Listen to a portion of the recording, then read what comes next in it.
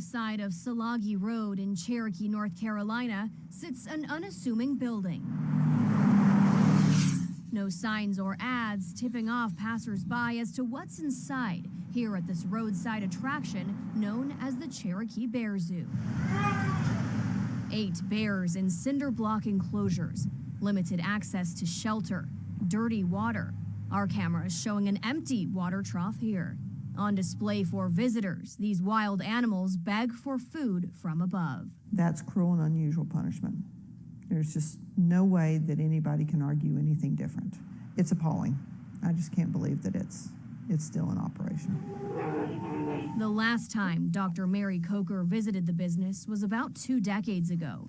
All right, girl. Then, a recent veterinary school graduate, she worked with a vet who at the time tended to the Cherokee Bear Zoo animals. I was very disturbed at how they were being kept. They had nothing soft to lay on.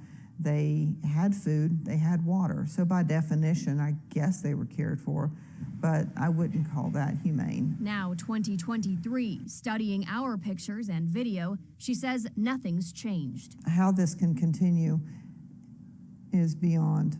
I don't understand how anybody could. Coker near speechless. Rough hair coat, looks unhealthy. I wish it could be closed down because I don't think any animal should be kept in such a manner. They're governed under the Animal Welfare Act, which is regulated by the USDA. What would it take for a USDA agent to come in and shut a place down? They would need to be inspected on a regular basis. That's required. Coker also answers to the USDA and serves as an animal care inspector when called upon. If you were to go in as an inspector, could you see those sites and say, yep, all looks good here? No, there's no way. Since the Cherokee Bear Zoo is located on the Qualla boundary, owned by the Eastern Band of Cherokee Indians, the state has no jurisdiction. The business's owner, Barry Coggins, is, however, licensed with the U.S. Department of Agriculture under the Animal Welfare Act. I requested all inspection records, licenses, and certifications. In those documents, the business is listed as a zoo. The number of animals registered under the zoo fluctuates year to year. Documents accounting for bears, primates, goats, and tigers.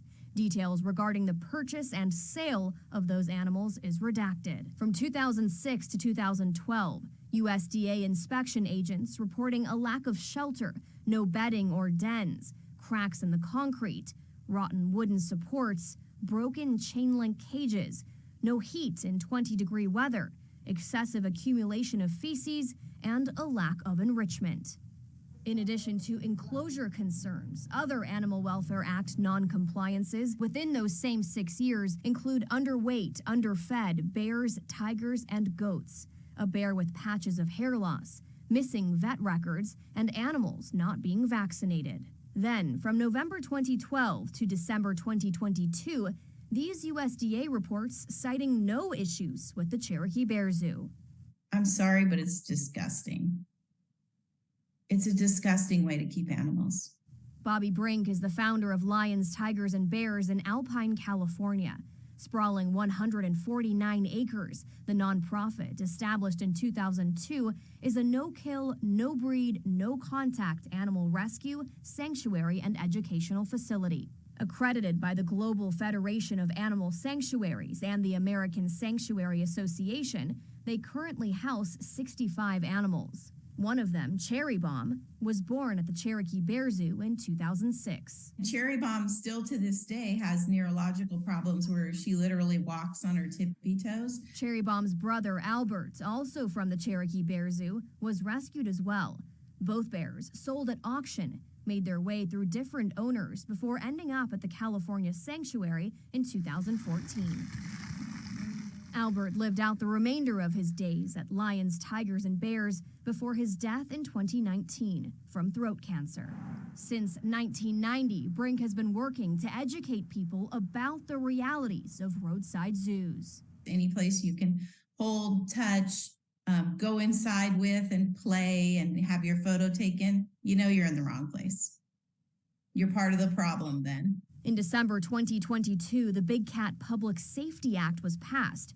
The federal law prohibits private ownership and breeding of big cats and makes it illegal for general members of the public to have direct contact with cubs. Penalties include a fine of up to $20,000 and up to 5 years in jail. Brink worked on the legislation and strives to include bears, wolves, and primates on the next bill. This is an $18 billion industry. There's a lot of money in the exotic animal trade, and they don't care what happens to the animals. They just breed for nothing more than profit. And, they have to continuously turn babies to do the photos. And it's really sad. It's amazing that it's even happening in our country. According to Brink, it costs around $20,000 to feed one adult bear yearly, and a habitat can cost upward of $500,000. As far as you know, how many of these roadside zoos exist in the country still? Oh, there's still a lot. I don't have a number for you, a couple hundred at least. Meaning potentially thousands of wild animals subjected to a life far from natural. In this day and age, I can't believe that they're still doing it.